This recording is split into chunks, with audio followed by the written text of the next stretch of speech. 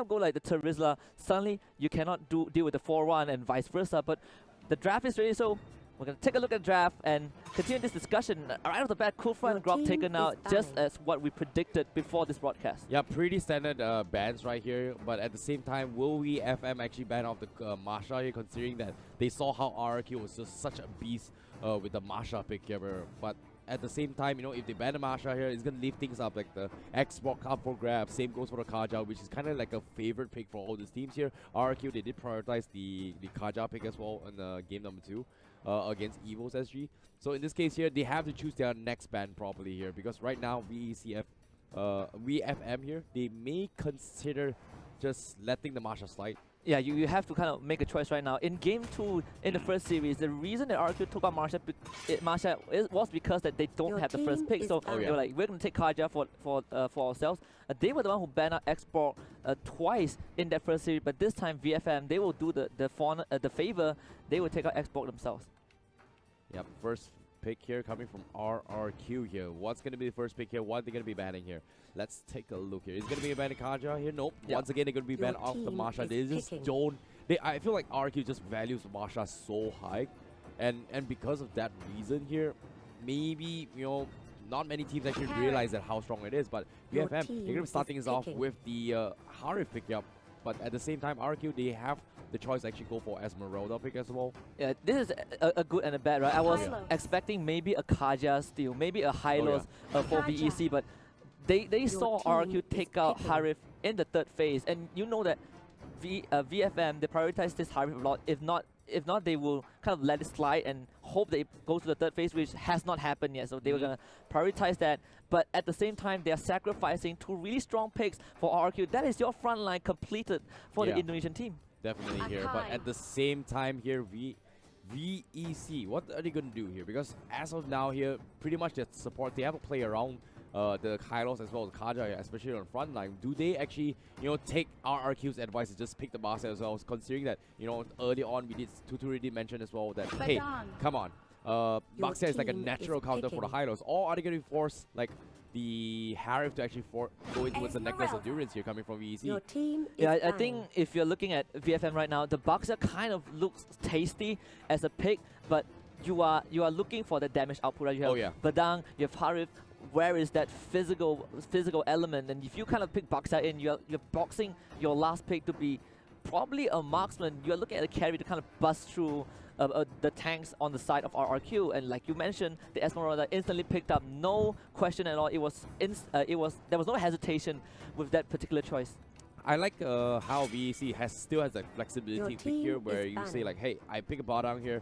Do we still go for a tank? Is it going to be a support Badang, or is it going to be an off-lane Badang? Which is what some of the teams may think here. But RRQ, I feel like they're not actually worried about a Badang pick here. Seeing how the previous game of EVOS SG, we saw how they played around the Badang as well. The Baxia was just out of control. Now the Esmeralda being picked up as well, Harif's not going to have a great time. And I feel like maybe VFM is VEC here is gonna struggle a little bit to try to deal with this Esmeralda later on. Without Hylos, Aka is a great counter, but Badang is also okay just for the burst output here. We've seen, I think, previously in the Malaysian scene, where GigFam just played the Badang support, just did so well against Esmeralda.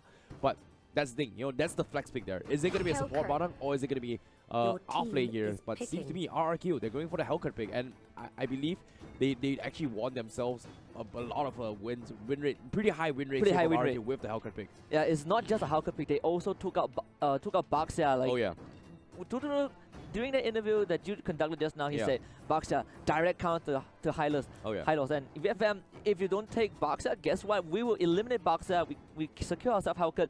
Suddenly, the marksmen don't sound as juicy as they were anymore. And if you're VFM right now, if this Valet gets locked in, that is a lot of magical damage. You are pitting on that early to mid phase. The Claude will be the safer pick, the safest pick. But again, that Hellcat might be the death trap that RRQ has set up, and VFM, they can lock those two in. Wow, Valer pickup here. So they're going to be going for a double mage setup here with one of the Cloud. Okay, wait, this is going to be a support Valer. This is going to be a support Valer here, followed by, I think, a off-lane Badang. Yeah, and should be. I like the Granger pick for RQ as well. I was thinking maybe for VFM, you need someone some marksman who has a mobility, either the Cloud, either the carry, but they feel more comfortable with the Cloud simply because it's slightly safer, unlike the carry, which you kind of need time to come online, and other than that, it's easier to kind of get picked off. So VFM going the safer route, and that means RRQ, they can be very bold. They already had the Hellcat, they already went for the Esmeralda, they're going to finish it off with the Granger. That is a robust lineup coming into this first game. Oh yeah, speaking of which here, you know, based on the draft as well, I like how they have a lot of flexibility here, but in honesty, I feel like I like RRQ's draft a little bit more just because it's easier to play compared to what VFM has in store. But at the same time, Vale is kind of the support, the hero where you can actually have a flex pick here. Most of the times you see it a lot on mage here. It got a little bit nerfed, but at the same time, bringing it as a support here, it's something you do not expect a lot because he just harasses you from really, really safe distance as well. The stun really sets up for a lot of things as well coming from VFM. So I'm a little bit curious to see how well they will be playing the early phase of the game. Yeah, especially when you have to kind of buy time for the clock, right? And this is where Badang kind of comes into place. Either the Badang or the Vale. The Arca is going to be moving around simply because you have that Hellcat. You need to keep that Hellcat away from your team, and if RQ gets a few pickouts on that Cloud, you are not going to expect this marksman to do anything effective. And that's the thing. When you brought up that point as well, I like how you mentioned as well that, hey, they were trying to buy time for the Cloud, right? I feel like the Cloud is going to have a really tough time just because they have the Hellcat to worry about. If you think about it here, Hellcat, you know, is kind of like one of the fastest assassin in the game as well, where he has so much mobility, kind of similar to how RQ played the Marsha pick early on, right? Like, it was super hard to catch, and it feels like, yes, you have the Archive, it's great, but if you focus on the Hellcat there's also other heroes that you got to worry about here. The sustainability is coming from Hylos as well, which is kind of going to be one of the key factor, but that's just in theory crafting here. But let's take a look at how they're going to be playing here, because I might be proven wrong coming from Vietnamese teams here. But ladies and gentlemen here, this is game number 1 here in the second series for today's matchup in Group A's group stages here. VEC Fantasy Main on the blue side, and of course RRQ will be on the red side here. Yeah, and VFM, they have a big task to do. They need to upset RRQ to make sure that RRQ doesn't just simply lock in that playoff spot and of course gain themselves some point. But of course RRQ, with that strong start, they have warmed up. This is VFM's first game, and from the draft, from the get-go, it felt like RRQ slightly outdrafted them. Not necessarily here. It's all about execution here. But in this case, let's take a look how they're going to be playing as a win. They're going to be taking a little bit damage here. However, they're pretty much half HP here from side RRQ. So going to be contesting the gold buff for themselves here. But seeing how they wooden mask here, we see double wooden mask coming from RRQ. Same goes for VEC Fantasy Main. So nothing too much out of ordinary. But well, they're going to be respecting each other's territory. Nothing too much of an aggressive plays coming in from both these teams. Yeah, and immediately VFM decides, let's put Harry bot, let's set the Cloud mid. This guy needs the resources, we need to make space for him, and the best way is to give him that solo lane. Give him that extra experience, give him that buff, whatever that we can to funnel to get this Cloud online as soon as possible, because VFM, they are playing against the ticking time bomb. RRQ, they are just waiting for this Hellcat to hit level 4, and then he'll start striking.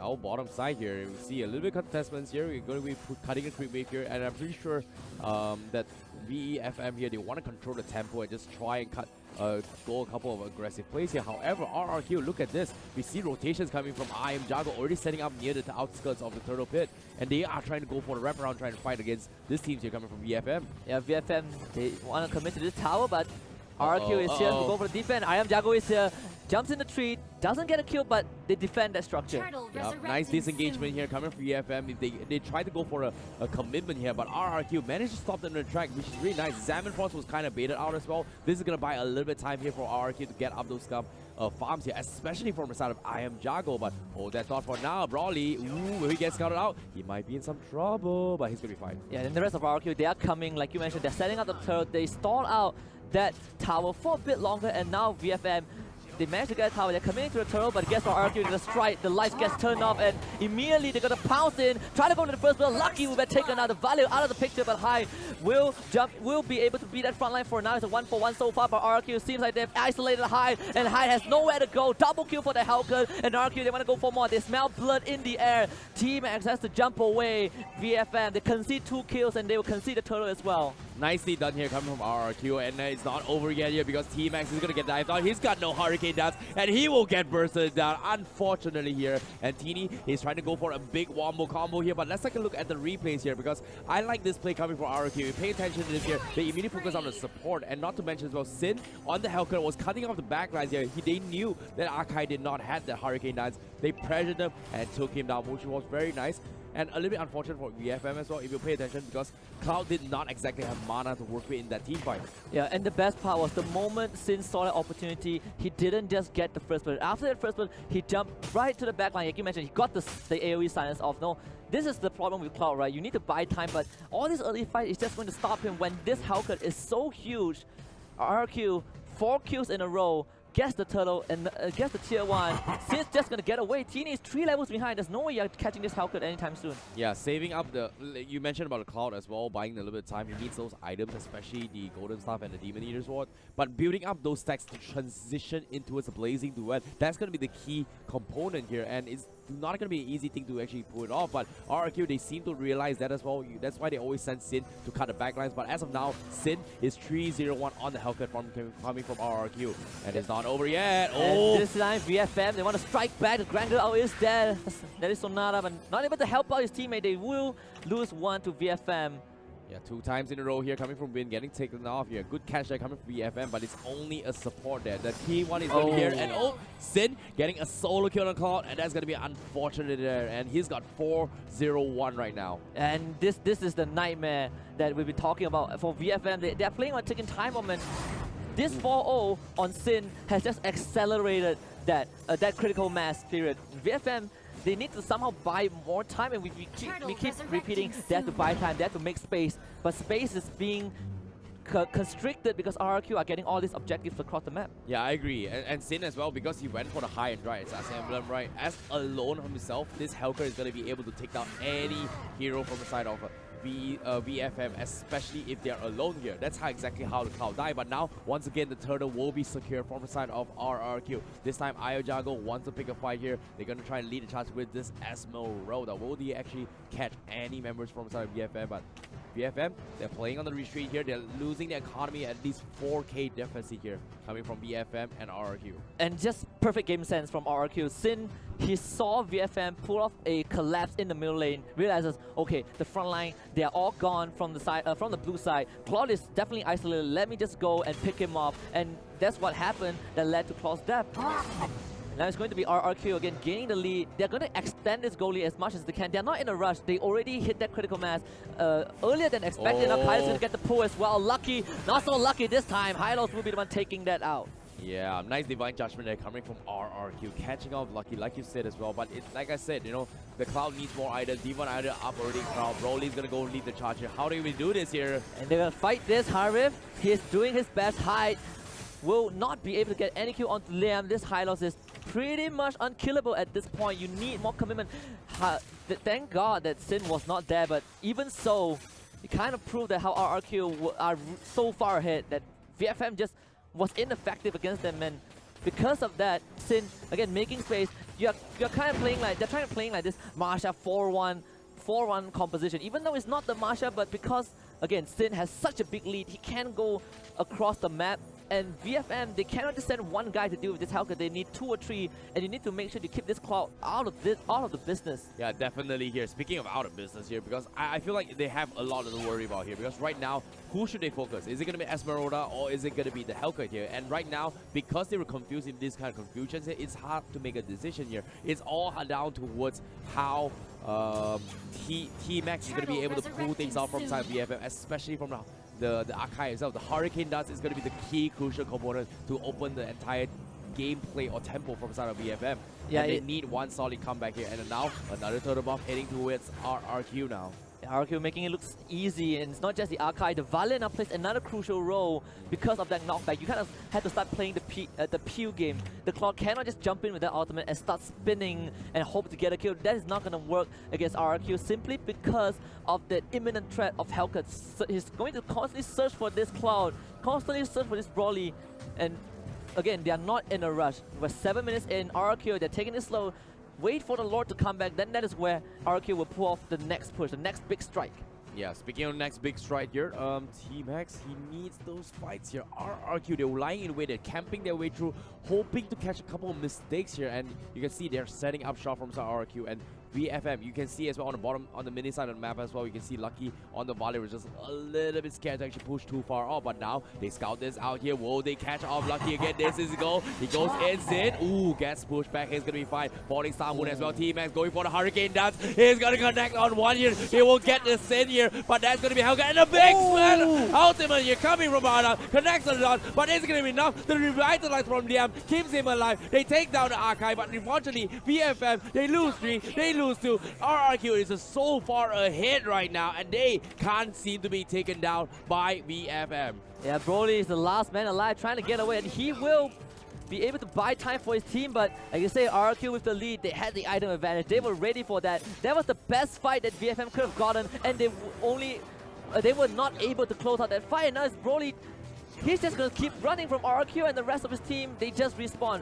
Yeah, he has to buy a little bit of time here because Broly, he needs more items. He want to hit so much damage. You saw the Blazing Duel. He did almost nothing here, but a clutch revitalized from Liam here on that Hylos was the one that set the tempo for the team. Blazing Duet getting forced out. Iron Jungle getting baited for the falling star here. But Broly, he's trying to buy a little bit of time here for VFM, but unfortunately, he gets taken down. What were you thinking? Nice juke there, but bottom of the space for bottom side here for the Badang to actually get some farm from the side of VFM. Yeah, that was the best case scenario for VFM. From that team fight onwards, everything fell into place, but you say the critical revitalized save RRQ in that fight, and they managed to get 4 in return. Broly, great mechanical display, but just the deficit alone allowed RRQ to not be afraid of him. You can see Esmeralda and I am Jago just, wow, you want to shoot me?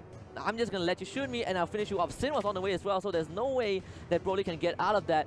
But the time bought, not really sure if this is enough for VFM, because we're looking at a 10k goal lead for RRQ. Exactly, it's not going to be enough here because right now RRQ, they are in at least 1 or 2 core, 1.5 core items here for all of these players, especially every single hero from side RRQ. And I'm not so sure how VFM is going to be able to punish this here. They need to get a nice pick off again, and taking Sin was going to be a great target for them. Same goes for I Am Jago, but can they take it? Do they have enough damage to take them down? That's going to be a question here because now they have like mages, they have a lot of lockdowns here. Harif needs to carve up online, and they need the cloud as well. And they get the pull. Very low. Ooh!